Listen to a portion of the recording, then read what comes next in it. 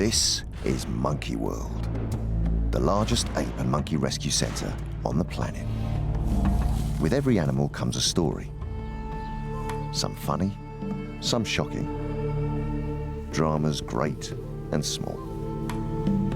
Today on Monkey Life, the Bachelor boys are up to their usual hooligan tricks. And there's concern for chimp Joline, who's struck down with a mystery illness. Don't know. I'm kind of puzzled by the whole thing.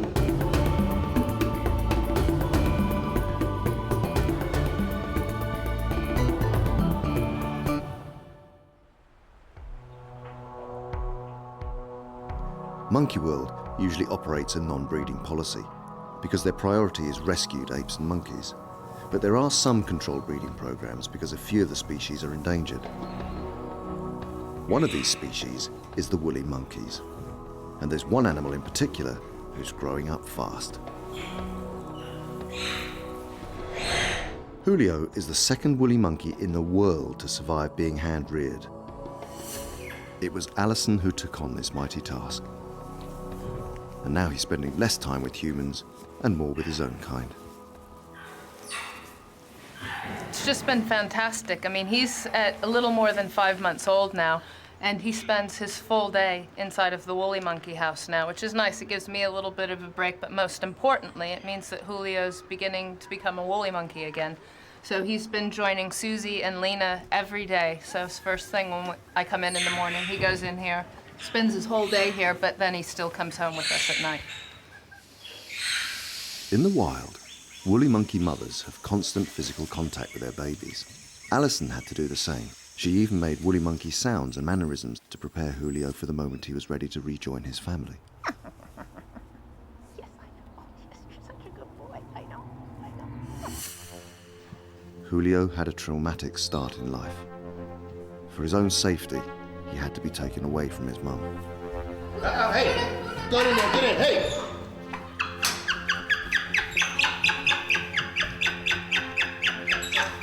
Is the baby okay, Alison? I believe so. We've got toes, fingers. I don't see any blood. A few weeks ago, Alison started to introduce Julio to the other woolly monkeys at the park. First was 30-year-old Susie, the oldest woolly monkey in the world. The meeting was a great success and proof of how well Julio is developing and adapting to the world of woolly monkeys. Seemingly, we've done a very good job. I mean, at home, I did always encourage him to sort of move around and climb on things, and exercised him very well. And I think it's showing that it worked because he's just bombing around in here as good as any of the adults, quite frankly. I'm quite stunned at how well he's actually doing, and mentally how well he's adapted as well. You know, there's no fussing, no screaming, no crying. There is, if he can see me, which is why I'm sort of hiding behind the wall here right now. I can only get quick glimpses of him. If he sees me, he wants to come to me, but otherwise, you know, he's very relaxed. He's in with the other woolies, and he's flying around the enclosure, so all really good stuff. Soon I'll have to start donning sunglasses and a hat, I think. It's really not fair because I've put in all of the work. I would love to see him enjoying the others and being in the house, but I can't do it because as soon as he sees me, he yells and wants to come. He knows I'm here right now, I think, but this is an absolute joy for me. I'm really pleased. I just wish I could watch more of it.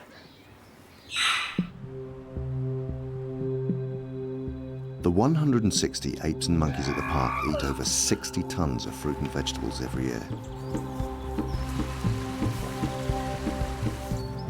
And once in a while, just like humans, they enjoy something sweet. This morning, animal manager Jeremy visits a local farm to collect honey for the orangutans. When it comes to managing apes and monkeys, nothing phases Jeremy. But tiny insects are bringing out the coward in him. Don't. You're okay. You're okay. You're right. You're a very, very brave man. I'll tell you what, are you wearing a scent or a perfume? No.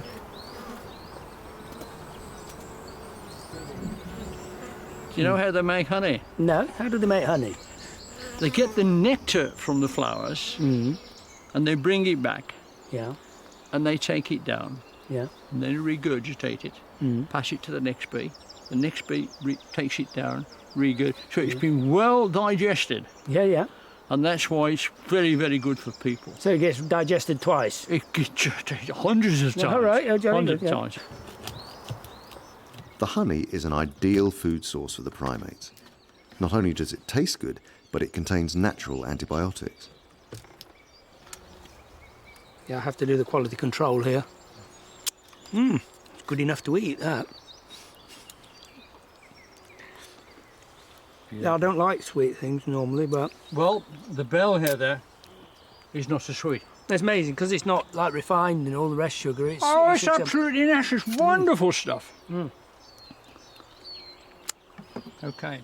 But will the orangutans enjoy the honey as much as Jeremy does? You carry on with that, I'm all right here.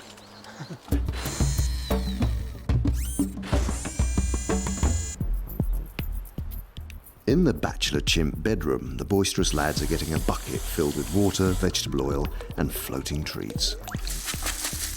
A tasty, moisturising concoction. 25-year-old Jester suffers from very dry skin, so the oil really helps him.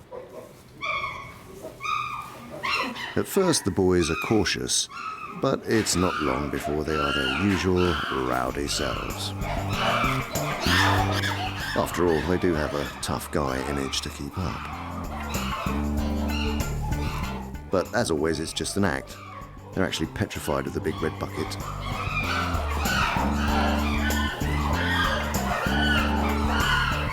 In the wild, it's normally the female chimps or youngsters who approach unfamiliar objects first, so the boys have a bit of an excuse for being cautious.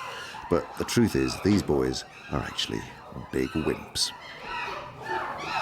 They are expressing their fear by screaming. But the more they scream, the more they wind themselves up, and although some are brave enough to get a bit closer, no one is willing to touch it. At last, 24-year-old Sammy braves it and finds enough courage to empty its very scary contents. Now the liquid is all over the floor, the group can at last relax. And as Sammy did the hard work, it's only fair he gets to enjoy the not-so-scary bucket, leaving Charlie to enjoy his favourite pastime, stuffing his face. High-ranking Buxom is in a playful mood and decides to chase Freddy.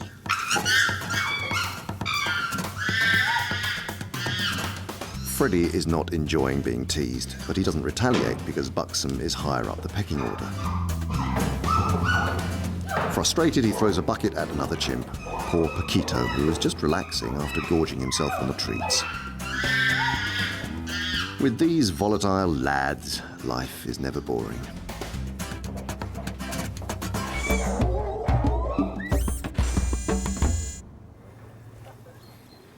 In the orangutan nursery, it's time for Jeremy to see if the youngsters like the honey as much as he did. Little Jolie, the newest recruit to the group, is still a bit nervous of new things, so she hangs on tightly.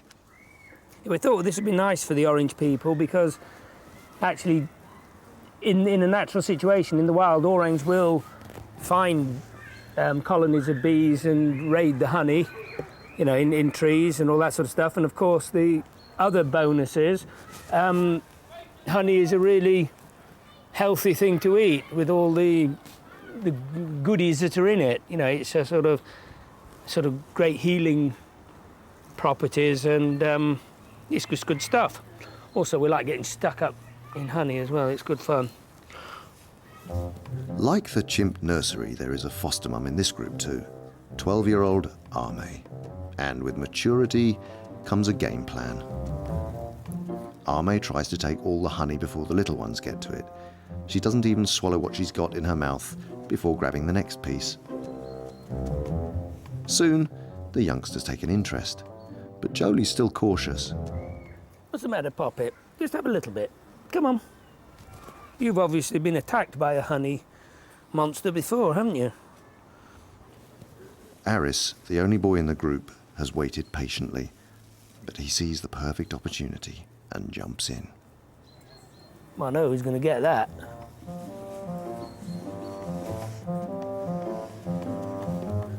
And he gets the best bit.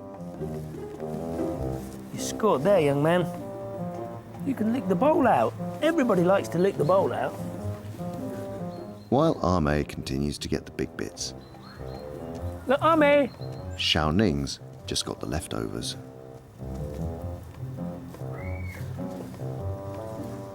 And she's so desperate for some more, she'll find it anywhere. Aris sees Jolie is missing out, so he gives her a big honey-laden kiss. But it seems he has an ulterior motive. I told you she was sweet. It's not what I had in mind, though. Just like humans, the orangs all have different tastes, and perhaps the honey is just not to Jolie's liking. You stick more than the honey, you do, don't you? Little Klingon. He's a good girl. Go on, try some honey. You're not having any of that, are you? Just a little bit on your toe. Lick that off your toe. But a few minutes later, when everyone's out the way, it seems that she can't resist the sweet stuff either. In Monkey World's orangutan enclosure, Roro! animal manager Jeremy checks up on new mum Roro, and she seems in need of some attention. Hello, darling. Come up here. It's a good girl. What you got there? What are you eating? What you got there? Oh, that's off the browse, isn't it? That's sloes. You could make gin out of that, but it's okay. What, you were going to swap me those for a grape? I don't think that's a very good deal, actually. It's been almost 2 weeks since Roro gave birth to her second daughter, Dinda. Just like humans, orangutans can experience postnatal depression. When her first baby was born, Roro suffered very badly. Jeremy did all he could to cheer her up, but she wasn't interested. Hello. What we got? Hey, you want some brekkie?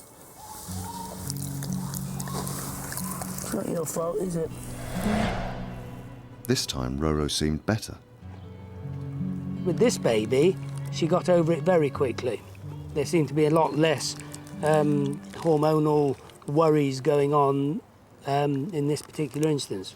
She was holding baby nicely, and she was caring for baby, and I think she was a lot more together with this baby in her head mentally than whatever she was with Xiaoning.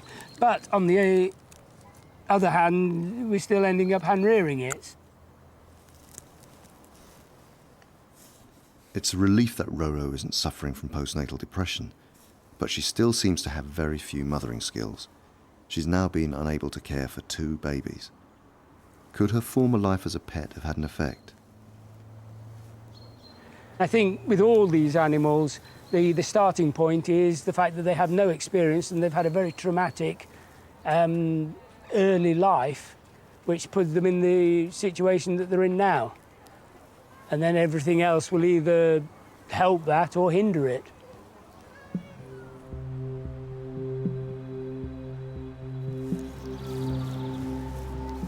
Just like humans, all primates have different body shapes and faces.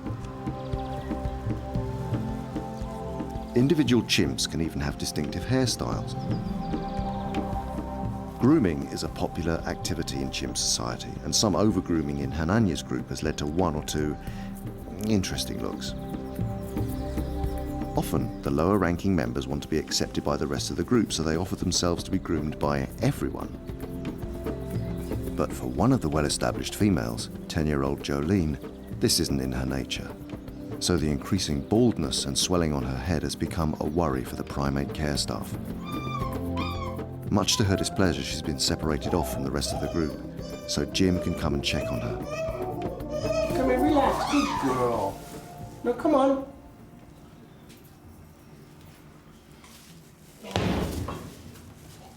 Yeah. Don't know. I'm kind of puzzled by the whole thing. We tried some sort of anti-allergy drugs to see if that was it, because particularly in the summer, you know, a chimp can get an allergy, and you do get, you know, a runny eyes and nose, and sometimes they get itchy skin, and they'll start pulling at their hair. All those, you try all those little basic things first. You know, keep it simple. In the end, nothing's really seeming to work, and our wildlife vet, John Lewis, he specializes in primates, and we really had no choice but to call him in. We can't think of anything else to do. We've tried all the simple things.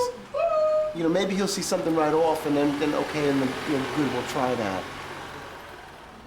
John and the team work through a number of tests for things like food allergies and infectious diseases. But Joline's condition is still a mystery. Strange. What we probably need is, A, it may never happen again, in which case, wonderful. There's no problem. If it flares up again, I mean, it looks as if she's mildly puffy at the moment, but not severely so. When it starts up again, you want to take daily pictures. So I get an idea of how it develops and how it subsides or not, whatever, and how severe it is at the peak. When it's at its worst, that's when we want a blood profile, that's when we want possibly a biopsy. Not at this stage. I can't see today that a biopsy would be any good to you whatsoever. Everyone will keep a very close eye on Joline. Since allergy and infection have been ruled out, her symptoms could be the start of something much more serious. Back with the orangutans, there are some decisions to be made. When new mum Roro rejected her baby Dinda, the park looked for a foster mum for the little girl. Last week, Dinda met Xiao Kuai and her 1-year-old son Kai. Xiao Kuai is a fantastic mum, so the park hoped she could rear the baby.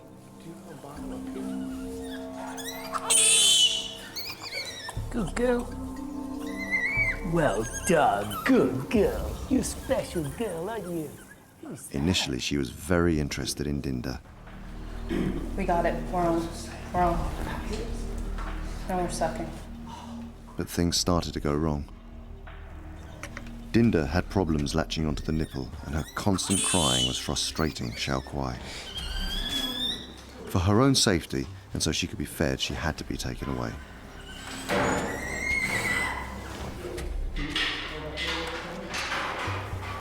So now they've come up with a plan B.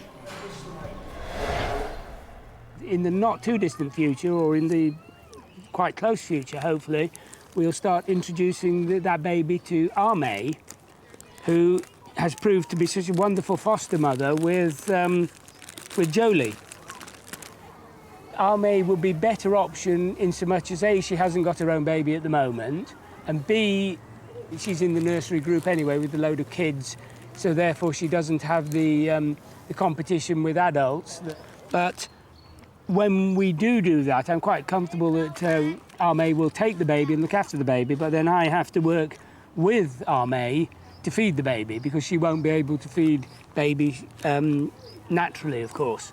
So that's just something that she and I have got to work on and develop. But now baby's still a bit young for that to happen.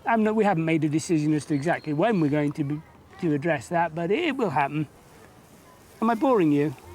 Now that Roro's grape supply has run out, she loses interest in Jeremy. She makes it quite clear he is of no use to her anymore. Okay then. See, no more grapes. You don't want to know me anymore. It's all over, isn't it? It's all over now.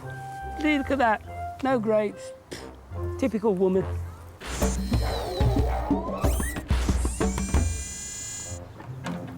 Over in the stump-tailed macaque enclosure, Jeremy has a new challenge. 20-year-old Koko is being introduced to the great outdoors. It's a slow process and a huge change for Koko. It's all very different from her first home. Come on, Koko. Let's go. Koko. 2 weeks ago, Jim and Alison went to Hungary to rescue her. She was stolen from the wild in Vietnam and ended up spending 20 years living in a small cage in a pet shop. Overweight and living alone, the team was surprised at her agility and her feisty personality.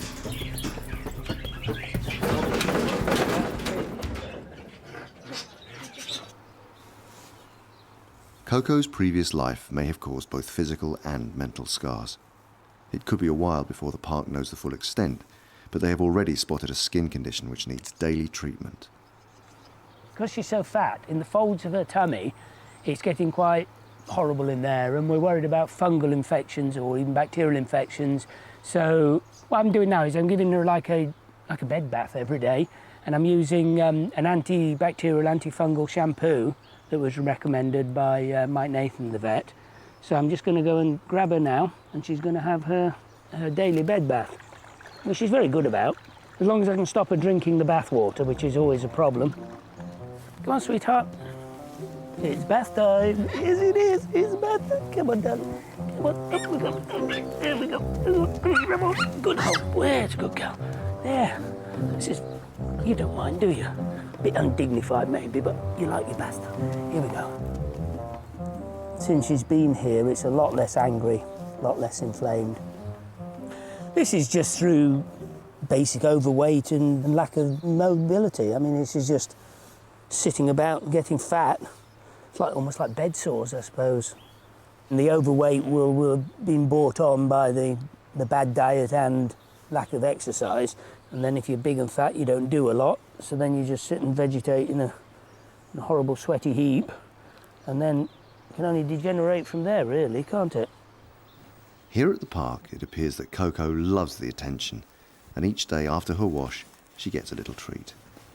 As sure as I can be that she actually likes the sensation of being groomed and brushed and washed, just by the fact that she is so cooperative. I mean, she'll turn into the right position so I can get the right bit. I mean, look at her face now. In fact, very often she'll go to sleep in like bliss as I'm brushing her hair, and that can only be a positive thing. Her reaction means that hopefully, when she meets the other stump-tails, grooming will become second nature to her.